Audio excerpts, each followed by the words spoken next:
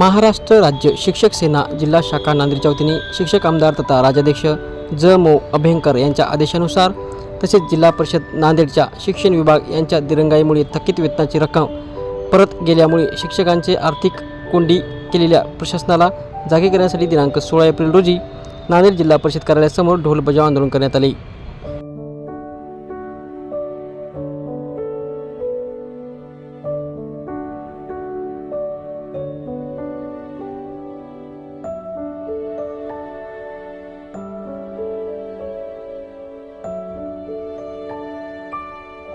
नांदेडच्या वतीने आज जिल्हा परिषद समोर ढोल बजाव आंदोलन आम्ही या ठिकाणी करत आहोत।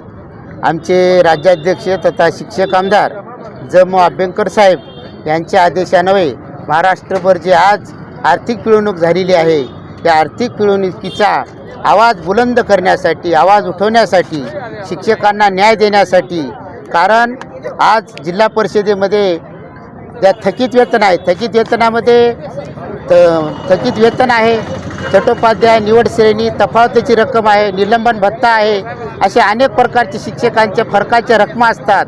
त्याचबरोबर सेवानिवृत्त शिक्षक यांचे 7व्या आयोगाचे वेतन आयोगाचे हप्ते आहेत, त्यांच्या वेतन श्रेणीचे हप्ते आहेत। हे सर्व पैसा जिल्हा परिषदेला 14 कोटी रुपये आलेला होता।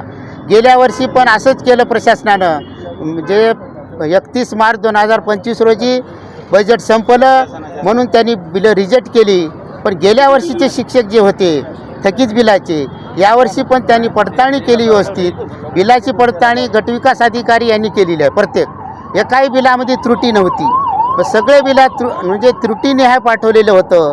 मग शिक्षण विभागात आलं, शिक्षण विभागामध्ये आल्यानंतर त्यांनी फक्त काय वाट पाहत होते, 31 तारखे रोजीच का त्यांनी बिल ट्रेझरीला पाठवलेले आहेत। या बाबतीमध्ये चौकशी झाली पाहिजे, कारण 16 तालुक्यामधून 3 तालुक्याचे पैसे शिक्षकांच्या खात्यात जमा झाले, त्या पण परिपूर्ण झालेल्या नाहीत।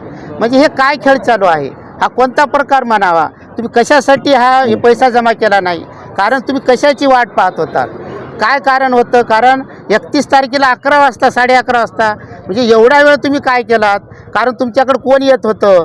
तर या बाबतीमध्ये यांची कॉल रेकॉर्डिंग, यांनी जे कुणाकुणाला फोन केलेत किंवा गुगल पे असेल, फोनपे असेल, त्यांचे मित्र असतील, पाहुणे असतील, त्यांच्यासोबतचे कोणी असतील, यांच्या ह्याची चौकशी झाली पाहिजे। आणि चौकशी करून शिक्षकांचे आर्थिक पिळवणूक करणारे जे कर्मचारी अधिकारी कोणी असतील यांना निलंबन तात्काळ केलं पाहिजे।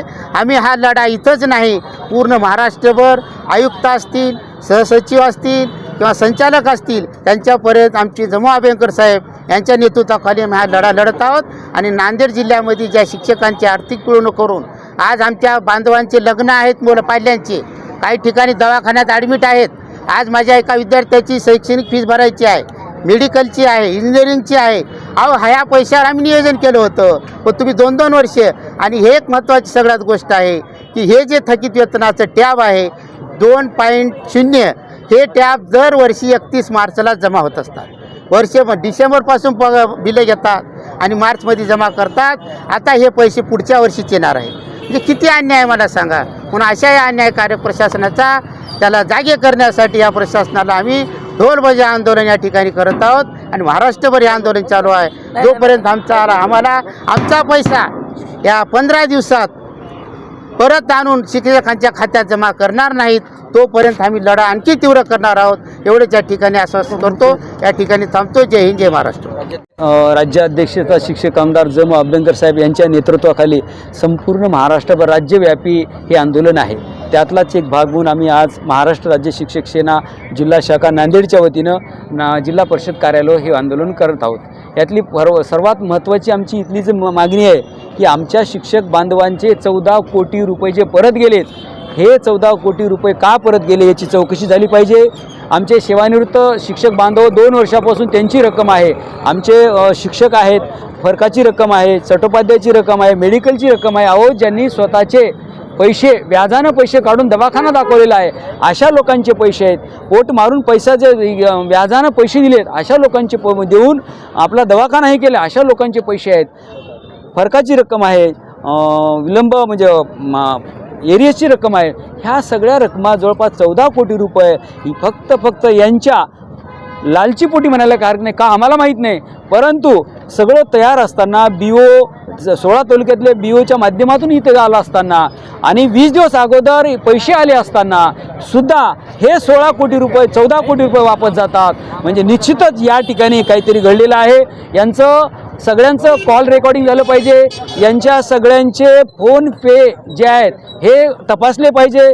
याच्या पुढे जाऊन जर म्हटलं तर अशा अधिकारी किंवा कर्मचारी यांच्यावर निलंबनाची कारवाई झाली पाहिजे. आणि का होऊ नये, कारण आम्ही हे आमच्या हक्काचे पैसे आहेत, न्यायाचे पैसे आहेत, कष्टाचे पैसे आहेत. आणि जर आमच्या शिक्षकांना अशा आमच्या स्वतःच्या पैशासाठी जर रस्त्यावर यायची वेळ येत असेल त्याच्या एवढं दुर्दैव कोणतंही नाही. आणि त्यामुळं या प्रशासनाचा जो कोणी कर्मचारी असेल, जो कोणी या विभागाचा प्रमुख असेल त्यांचा जाहीर आम्ही निषेध करतो.